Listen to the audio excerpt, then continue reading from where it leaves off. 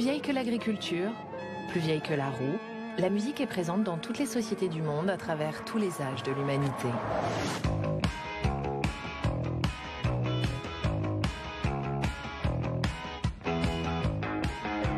Rien ne nous permet d'exprimer et partager nos sentiments aussi directement et rien ne nous rassemble avec autant de plaisir. La musique, elle va direct au cœur. Il n'y a pas de logique intellectuelle, il n'y a pas de réflexion cérébrale. Ça va direct là où ça doit parler. La musique, c'est notre ciment culturel universel. Elle nous accompagne tout au long de nos vies.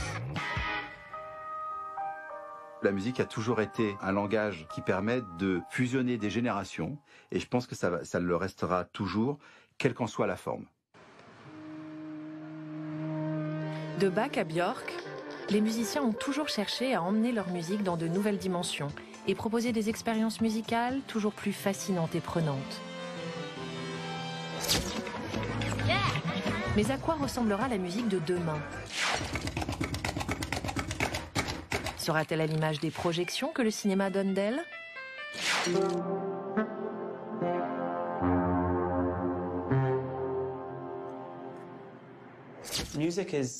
La musique, ce n'est pas uniquement quelque chose qu'on peut projeter dans l'avenir. La musique, c'est l'art d'imaginer l'avenir. Dans la musique, le futur est déjà en marche. J'essaie de faire jouer au robot ce que l'homme ne jouera jamais. Partout, de nouvelles manières de faire de la musique sont en train de naître. Je crois que la technologie permettra à tout le monde de s'exprimer à travers la musique, sans avoir à se soucier des aspects techniques.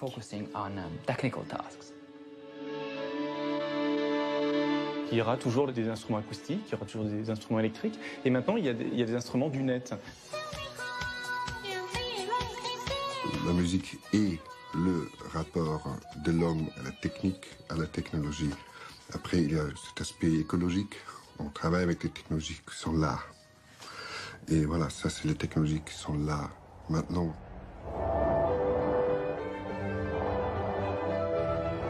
Nous sommes désormais devant un océan de créativité infinie. Et il nous aura fallu plus de 30 000 ans pour en arriver là. Au commencement, il y a la voix, premier instrument à notre disposition. En cherchant à explorer de nouveaux sons, nous avons commencé à fabriquer d'autres instruments. On a ainsi retrouvé une flûte de plus de 35 000 ans. Pour que la musique ne nous échappe pas, nous cherchons à la fixer, comme sur des tablettes d'argile vieilles de 3400 ans. Rythme et mélodie sont les deux piliers de cet art qui, partout, exprime sentiments et émotions, transmet et perpétue les mythes fondateurs, rassemble et rapproche des forces divines. Au fil des siècles et des pays, la musique sacrée et religieuse se hisse au sommet de l'art. Mais parallèlement, les peuples du monde entier perpétuent leur tradition musicale, ciment de leur culture. Au XIe siècle, un moine italien, Guido d'Arezzo, invente un système de notation musicale sur une portée. Et avec Monteverdi, qui ouvre le premier opéra public à Venise en 1637, la musique rejoint la danse et le théâtre dans un spectacle total. Nous sommes toujours en quête du son parfait. À la fin du XVIIe siècle, le luthier Antonio Stradivari crée des instruments inégalés et fournit les cours d'Europe. On l'élève au rang de science, la musique devient savante. Les grands compositeurs travaillent au service des têtes couronnées et de l'Église. L'orchestre s'enrichit de tous les instruments et s'agrandit sans cesse pour une expérience musicale toujours plus riche. En 1877, grâce au phonographe de Thomas Edison, on peut enregistrer des sons et les reproduire. Puis le disque naît et la musique s'invite dans toutes les maisons.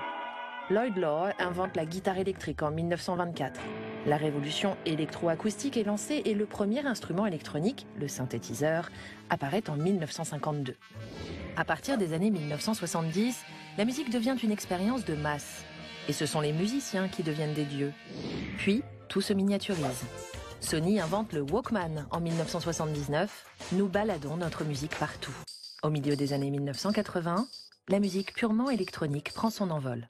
Et au tournant des années 2000, avec l'Internet et les nouvelles technologies, la musique entre dans une nouvelle ère. Aujourd'hui, on écoute de la musique en conduisant, en marchant, bref, en allant d'un endroit à l'autre. C'est un peu devenu la bande originale de nos vies.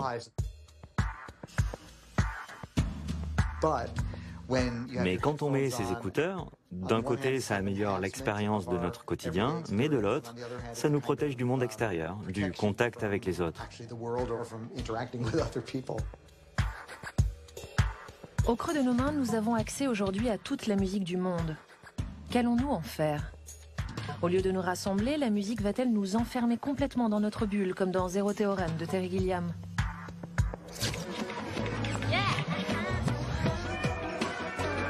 Here you go, this is the main room. Look, everything's free in there. Hello, Barbara. How you doing, darling? All right?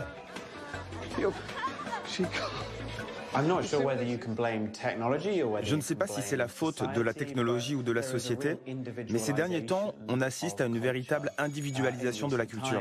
Ce n'est pas une coïncidence si dans iPod, il y a i, jeu en français. Imaginez une société où on aurait des nous-pods, où la musique redeviendrait une activité sociale.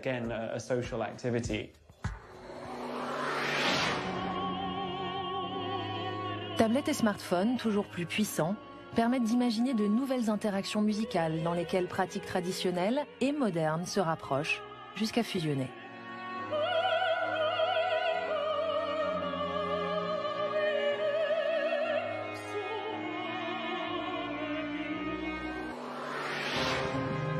Des manières originales et interactives de faire de la musique se mettent en place, que l'on soit ensemble ou séparés, comme ici à New York.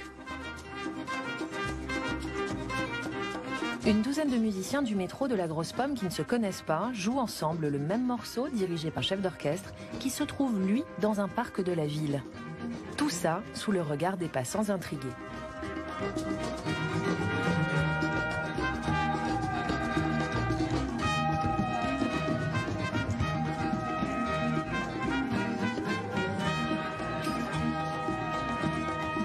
Faisons de l'expérimentation musicale, allons au plus loin qu'on peut aller, et puis après on verra bien ce qu'on va en faire. Les années 2000, c'est un peu ça, c'est tout le monde peut être musicien, tout le monde peut dire qu'on fait de la musique, en tout cas on fait du son.